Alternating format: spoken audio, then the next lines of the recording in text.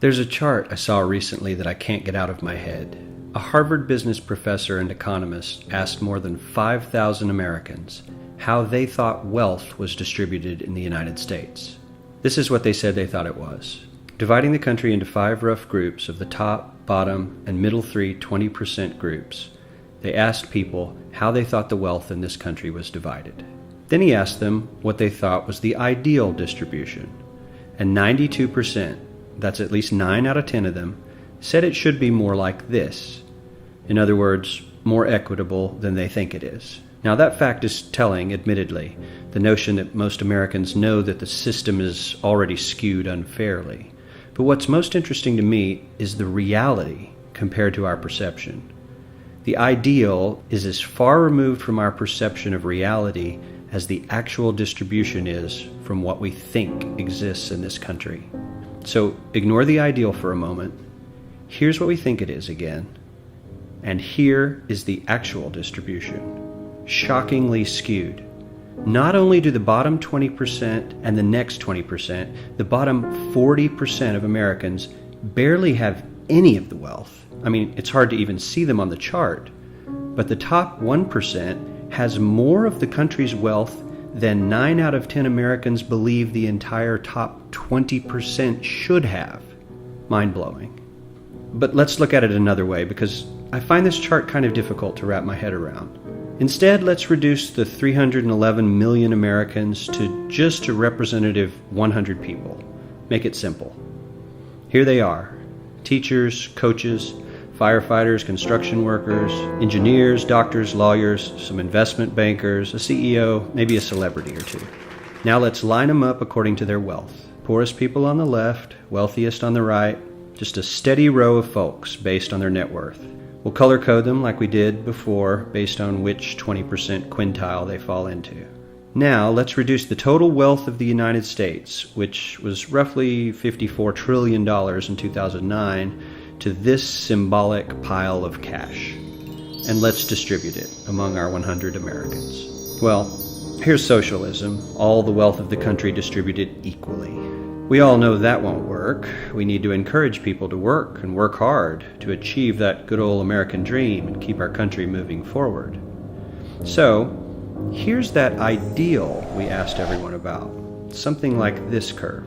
This isn't too bad. We've got some incentive, as the wealthiest folks are now about 10 to 20 times better off than the poorest Americans. But hey, even the poor folks aren't actually poor, since the poverty line has stayed almost entirely off the chart. We have a super healthy middle class with a smooth transition into wealth. And yes, Republicans and Democrats alike chose this curve. 9 out of 10 people, 92%, said this was a nice, ideal distribution of America's wealth. But let's move on. This is what people think America's wealth distribution actually looks like. Not as equitable, clearly, but for me, even this still looks pretty great.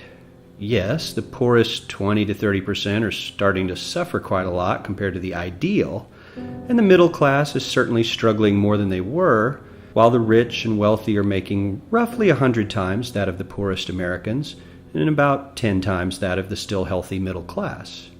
Sadly, this isn't even close to the reality. Here is the actual distribution of wealth in America. The poorest Americans don't even register. They're down to pocket change, and the middle class is barely distinguishable from the poor. In fact, even the rich between the top 10 and 20 percentile are worse off. Only the top 10% are better off. And how much better off? So much better off that the top 2 to 5% are actually off the chart at this scale. And the top 1%, this guy, well, his stack of money stretches 10 times higher than we can show. Here's his stack of cash, restacked, all by itself. This is the top 1% we've been hearing so much about. So much green in his pockets that I have to give him a whole new column of his own, because he won't fit on my chart. 1% of America has 40% of all the nation's wealth. The bottom 80%, 8 out of every 10 people, or 80 out of these 100, only has 7% between them. And this has only gotten worse in the last 20 to 30 years. While the richest 1% take home almost a quarter of the national income today, in 1976 they took home only 9%, meaning their share of income has nearly tripled in the last 30 years. The top 1% own half the country's stocks, bonds, and mutual funds. The bottom 50% of Americans own only 0.5% of these investments, which means they aren't investing. They're just scraping by.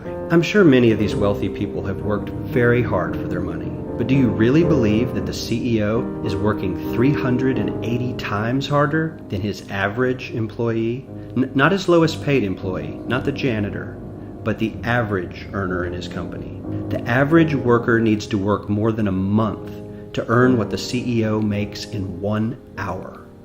We certainly don't have to go all the way to socialism to find something that is fair for hardworking Americans. We don't even have to achieve what most of us consider might be ideal. All we need to do is wake up and realize that the reality in this country is not at all what we think it is.